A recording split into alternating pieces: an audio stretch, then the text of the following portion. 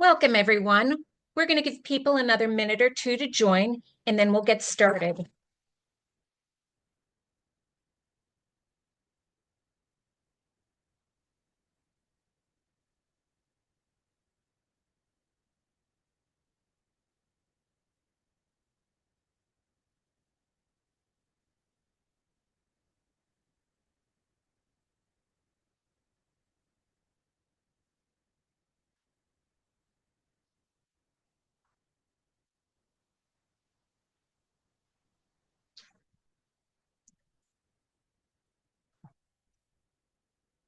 Welcome to our webinar today, Igniting Student Engagement, Harnessing the DC and Maryland Tech Policies to Spark Active Learning. My name is Helen Webster, and I've spent over 40 years working with schools on best practices to support student achievement. At Inspired Instruction, I'm an instructional strategist supporting schools in Maryland and DC. I'm excited to spend this time with you today because this is a challenge we're seeing across many schools right now. My colleague, Odette Fallone, is joining us today to help monitor the chat and questions. Please feel free to add any thoughts or questions as we go. At Inspired Instruction, we work alongside educators to turn new learning into something that actually works in classrooms and makes a difference for students. Everything we're sharing today comes from our experience partnering with schools and seeing what truly sticks in practice. How can technology be both one of education's greatest opportunities and one of its greatest challenges for student achievement and engagement? What we're seeing across schools right now is that the possibilities available for instruction with educational technology have blossomed in recent years, and digital learning opportunities are being used more and more in classrooms. At the same time, there's an increasing number of students who are not actively engaging in their learning. Students are becoming more passive and solitary during instruction. We are faced with a true educational technology paradox. Many educators understand the need to include digital learning opportunities during instruction, but there is a struggle to shift the focus from the technology being used to the learning. Teachers need supports in place to use technology to enhance instruction with traditional best practices that actively engage students in their learning. By the end of the session, you'll be able to leverage the Maryland and DC digital learning standards to elevate student engagement in the learning process, support the implementation of active learning processes that use educational technology, and provide teachers the opportunity to reflect on their use of educational technology as part of a multifaceted, rigorous, active learning experience. We'll pause a couple of times for you to process your thinking and add questions and ideas to the chat. Take a minute to look at this quote. Technology can become the wings that will allow the educational world to fly farther and faster than ever before, if we allow it. Now, based on your experiences, what are your thoughts about the quote? And just take a minute to think about that privately. Since the pandemic, the use of technology in classrooms has changed. In many situations, technology has become the goal of the lesson, not the learning objectives. Technology is being used because students like it, not because it's enhancing student thinking. While the potential with digital learning is vast, technology has created some challenges for teachers.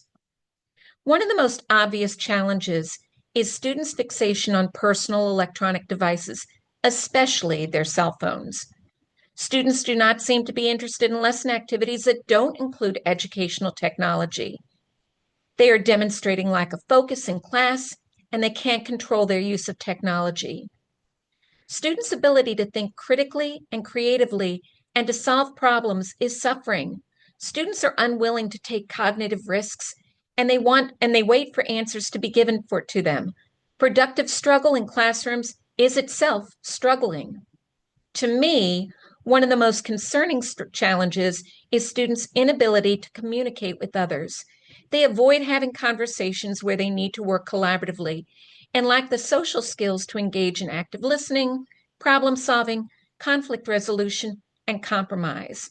At the school, district, and state levels, educational leaders have been working on ways to address the challenges that we are seeing. Today, we're going to be focusing on 3 basic questions to address these challenges.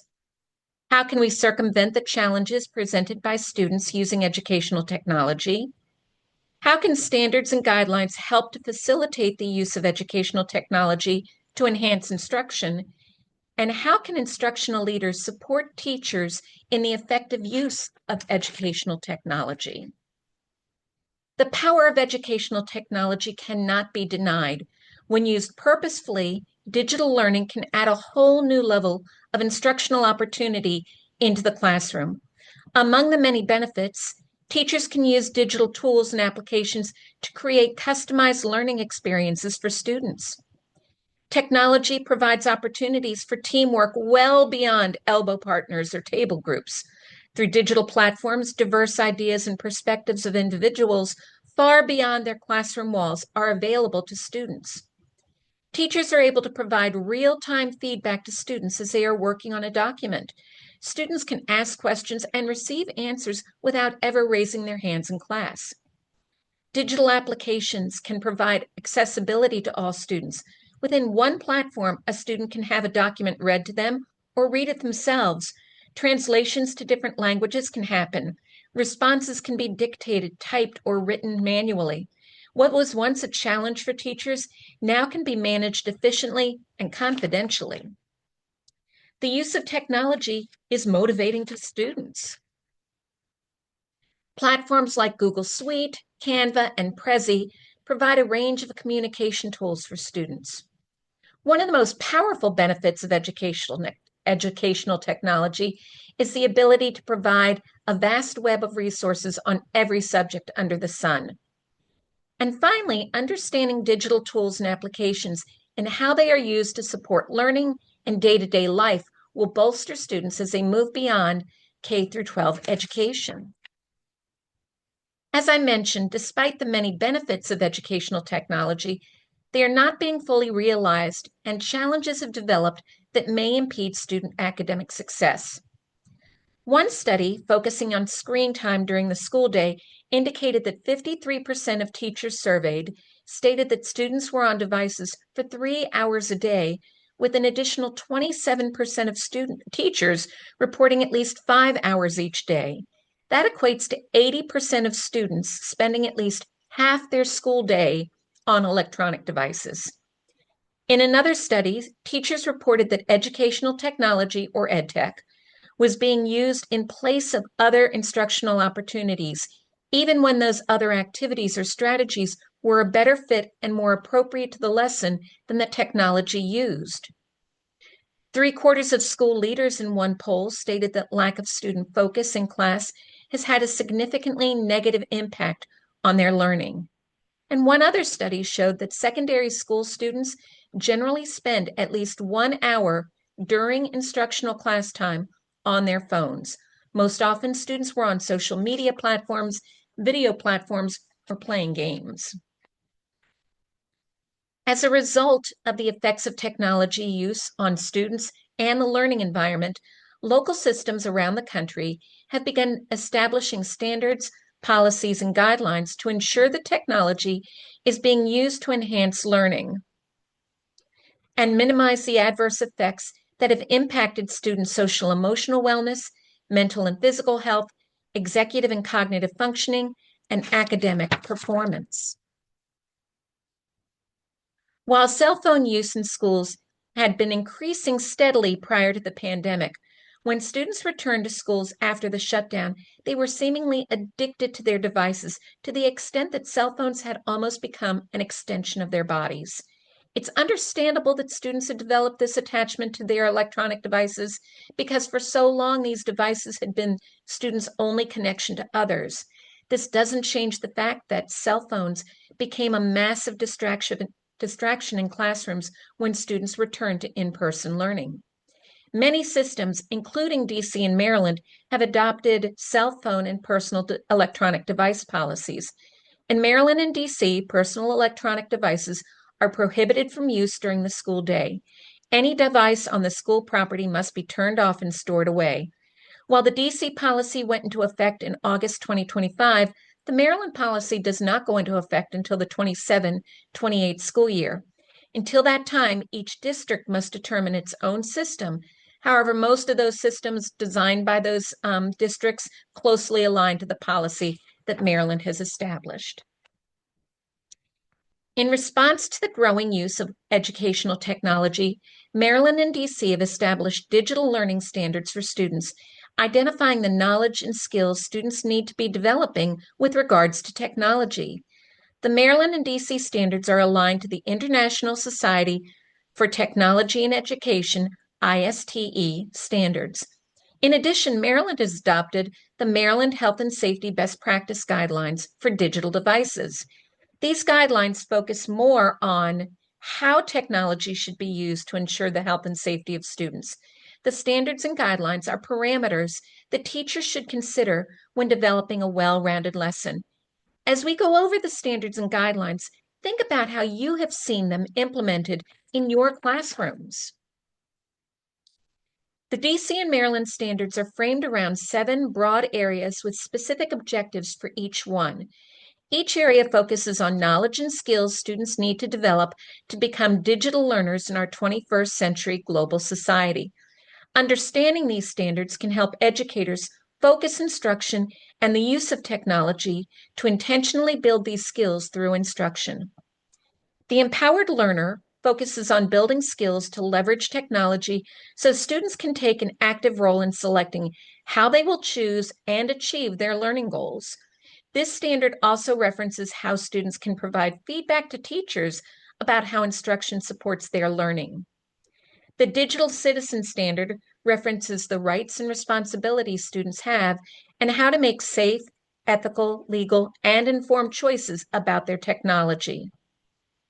As a knowledge constructor, students work to select and evaluate the resources they need to construct knowledge and create artifacts that demonstrate their learning.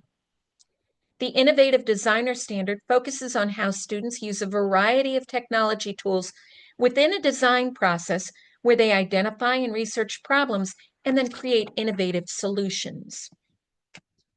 As computational thinkers, students use strategies for solving problems that leverage technology. This might include using Excel or Google Sheets to collect data and develop charts or tables to support that data analysis. The Creative Communicator Standard refers to how students use digital platforms to share information. Students might develop a presentation, a video, a graphic, or an essay to demonstrate their learning to share with others. Finally, students as global collaborators use digital tools to share their ideas and hear the perspectives of others. The digital platform might be the vehicle where the conversations and collaboration happen, or it might be how students gather information from others that day that they can then discuss in face-to-face setting in their classroom. The Maryland Health and Safety Best Practice Guidelines for digital devices focuses on how digital devices should be used in the classroom to promote the social, emotional, physical, and academic well-being of students through high-quality instruction and tools. The following are among those practices identified. Use digital devices that enhance teaching and learning. And work to include a variety of learning environments such as stations, whole group, small group, blended learning, and so on. Provide a variety of learning opportunities that promote active engagement, including student collaboration. Ensure that students are able to be creators and constructors of content instead of just consumers of content. Consider the timeline on devices. 10 to 20 minutes is recommended. However, the developmental age of students must be kept in mind. Monitor students when they are on their devices to ensure that they are on task and that appropriate feedback and support is provided in real time.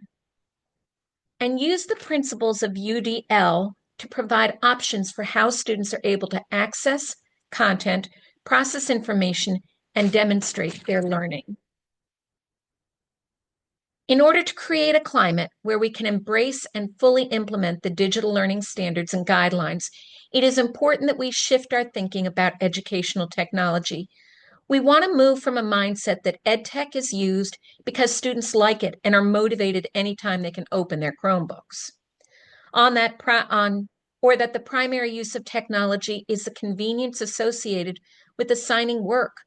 We want to shift our thinking away from the idea that because it is technology, it's the best way to present information to students. These beliefs limit the potential of digital learning. We need to shift our thinking, beginning with educational leaders, to the stance that educational technology should be used in conjunction with sound instructional practices to enhance learning. Students should receive a multifaceted learning experience using the best of technology and traditional instructional practices, allowing students to connect with others in order to construct meaningful learning rather than being passive receivers of information. Active learning, involving students in constructing their learning and processing ideas with others, is critical for student academic success. The question for instructional leaders is how can we use the standards and guidelines that have been identified by Maryland and DC to involve students in creating meaning? The Maryland and DC digital learning standards and guidelines emphasize active learning opportunities. We see this in many of the statements in the different documents. The health and safety best practices explicitly call out technology to promote active engagement, as well as elevating students as producers and creators. Likewise, the digital learning standards, among other things, refer to students solving problems and creating innovative solutions to those problems. When looking at digital learning opportunities, there are a number of ways for students to be consumers of information, being passive users of technology. These might include reading text, watching a video or presentation slides, listening to audio, or watching a simulation or a demonstration. Active technology use, producing and creating, is what is called out in the standards. Examples of this might include creating a presentation, participating in a discussion, engaging in gamified situations, participating in a simulation or a virtual field trip. While it's important to include both passive and active uses of technology, we need to intentionally design lessons where students create, respond, and interact with lesson content, not just consume it. There are many things that instructional leaders can do to promote active learning through technology, focusing on the Maryland and DC digital learning standards and the Maryland Health and Safety Best Practice Guidelines for digital devices. Today, I'm going to make several suggestions, many of which include specific resources that can be used to support your work with teachers. The resources available to you are indicated on the slides with a star. As we take a look at the recommendations, think about how you could use these ideas or variations of them in your schools. As we go through the suggestions, jot down your ideas so that you can remember them for later. We can't expect teachers to follow standards and guidelines if they are not aware of them. It's important that you provide teachers time in the opening weeks of school to review the policies and guidelines to gain familiarity with them. One way to engage teachers in reviewing the documents is to use an interactive, collaborative strategy that actually models some of the guidelines being presented. While teachers should review all of the standards, you may want to identify just a few as a focus. This can help alleviate feelings of being overwhelmed. For example, you may decide that in September, teachers will focus on limiting screen time and using collaboration strategies to help process information after working online. One resource available to you is the Wager Game, an interactive game that uses collaboration in order for teachers to review the technology standards and policies. This game models several of the best practices identified in the documents, such as limiting time online by having teachers access the documents for short periods of time. It also models using active learning and providing opportunities for collaboration to process information. In the game, small groups work together to review a technology-based scenario. They reference the digital learning standards and guidelines in order to identify the related standards. Before the answer is revealed, groups wager points based on their confidence in their response. This is an example of a scenario. The different scenarios allow participants to examine the standards and guidelines outlined in the document. The wager game is one way teachers can be engaged in reviewing the policies while collaborating with others to create meaning from the documents. While these slides show how the wager game can be used to examine the digital learning standards, they can be adapted for any content, any topic, and any audience. Another suggestion that supports a shift from passive technology use to active learning would be a digital learning planning and reflection tool. This tool is another resource available to you. By using a planning tool and reflection tool like this one, teachers are able to focus attention on a specific facet of their planning. Whether using this resource as an actual tool to complete or as talking points for collaborative lesson planning, it will support teachers in considering how their lessons are supporting the DC and Maryland digital learning standards. Teachers are guided to consider how educational technology is being used, whether it's being used passively or actively, and what exactly students are being asked to do. This planning and reflection tool provides specific considerations for time limits so teachers can plan intentionally for how long students will be using digital learning tools during the lesson. Teachers will also be asked to reflect on the digital learning experiences that will be included for students, including how they will engage in collaborative conversations. One important place to start with teachers as they begin putting the standards and guidelines into practice is the idea of limiting screen time. I've been in classrooms where students are literally on devices from bell to bell. Even if students are working on a lengthy assignment, health and safety best practices indicated that students need time away from their devices. Recommendations are that screen time is limited to 10 to 20 minutes. That being said, considerations must be made for the developmental age of students. Younger students should probably be limited to even less time. Research has indicated that students' attention to videos is even shorter. Using microbursts of no more than 8 minutes is a best practice when using video. Students need to be given time after working on a device for active learning and processing in a non-digital format. And it can't be emphasized enough that any screen time must be used with best instructional practices that work together to enhance student learning. As educators, we are obligated to provide accommodations and interventions to students based on individualized learning plans. Digital learning tools provide the opportunity to consider UDL principles when planning and providing alternatives for students, whether it is choices for how to access content or how to demonstrate learning. Technology provides the tools needed to make these options available to all students. These same digital devices can be used to provide mandated accommodations to students. Teachers should select applications that provide accommodations. One example might be using the Kami app. Students are able to both read text or have text read to them. They can type, dictate, or handwrite responses, and they have tools to help them both mark and annotate text. As we've mentioned, students need to be given opportunities to collaborate with others as part of a well-rounded learning experience. Discourse allows students to hear others' ideas and perspectives and allows them to process information in an active format. Instructional leaders should model for teachers how discourse can be used in conjunction with digital learning. This will support teachers in using the same strategies with students. While the ultimate goal is for students to have discussions sharing their ideas, it's important that all students have the chance to process information on their own first before talking in a group. This way, all students are able to bring their ideas and their voice to the conversation. Let's take a quick look at one of the strategies listed on the Enhancing Technology with Collaborative Strategies resource.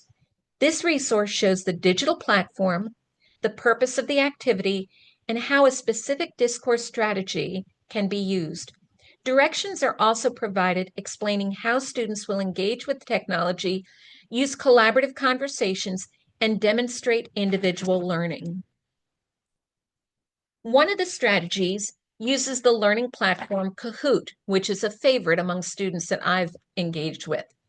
This discourse strategy is called One Device, Many Voices. Students work in small groups with one device shared between them. The teacher will present a Kahoot quiz that contains higher order thinking questions. The quiz should lead students to a final question that summarizes all of the concepts from the Kahoot game. A question is shown, and then the small groups have 1 to 2 minutes to discuss their response and enter it.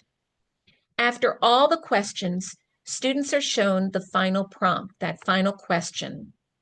Groups are given about 2 minutes to list 5 to 7 words that are important in answering that final question. Individual students then respond to the prompt using the words identified by their group in order to demonstrate their individual thinking. This resource provides a number of suggestions of different strategies with different digital tools, all of which can be adapted to multiple content areas and grade levels. Informal class visits are a wonderful way to provide non-evaluative feedback and identify school-wide trends.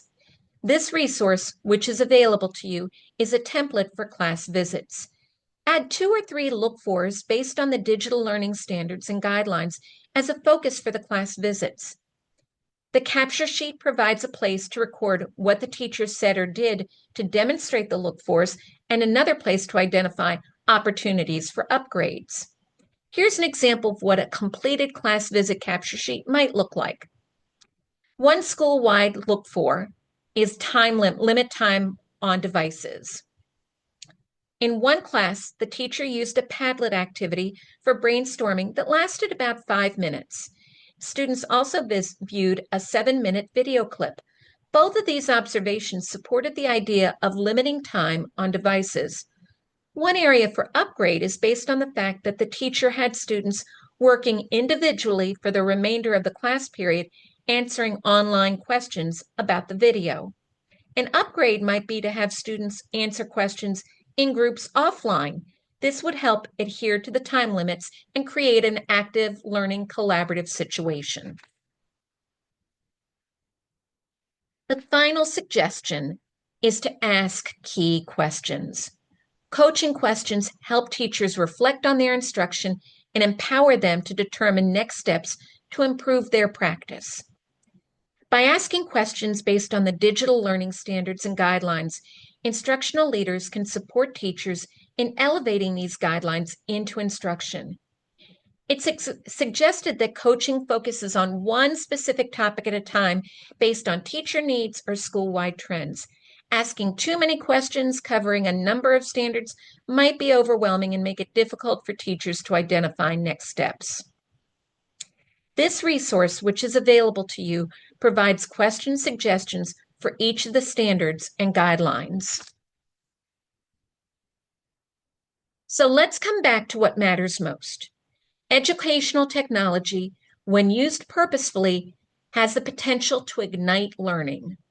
Today, one of our key takeaways is that digital applications used with instructional best practices can work together to create rich, engaging learning experiences that allow students to share their ideas and hear the perspectives of others as they work to construct their own thinking. Educational technology standards and guidelines are important in making this happen, and teachers must be aware of these policies so that they can plan with these guidelines in mind.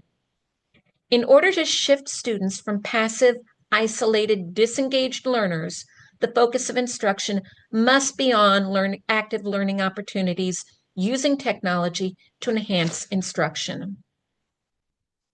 As you reflect on the takeaways from today's webinar, think about one small way that you could try something from what we discussed in the next 48 hours. You may want to consider selecting one of the following. Identify one expectation to clarify with your staff. Select one look-for to use during class visits, or to choose one question to bring to a teacher or a leadership team conversation. Take a minute to think about it. and then jot it down.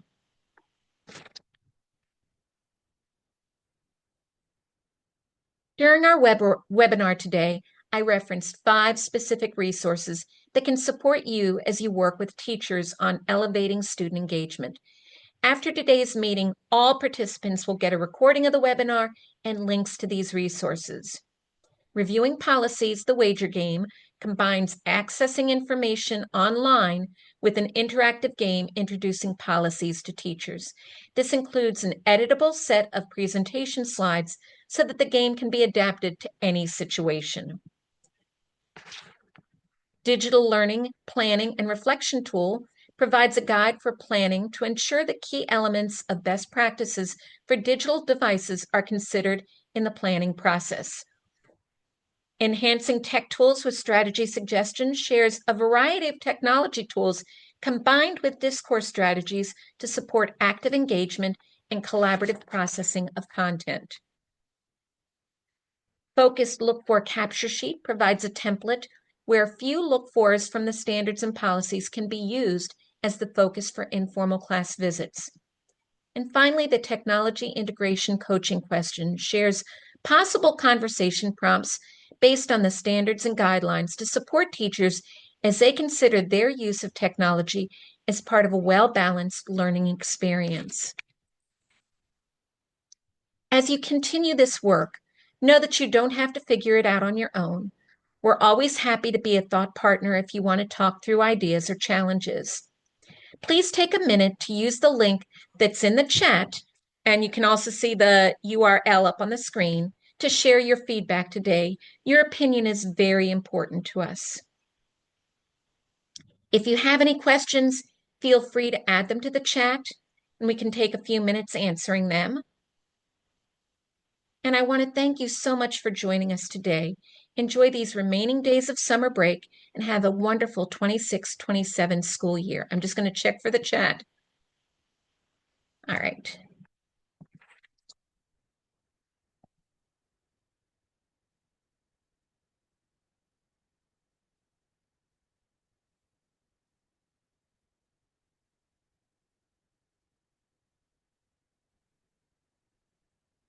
Thank you again, and have a wonderful day.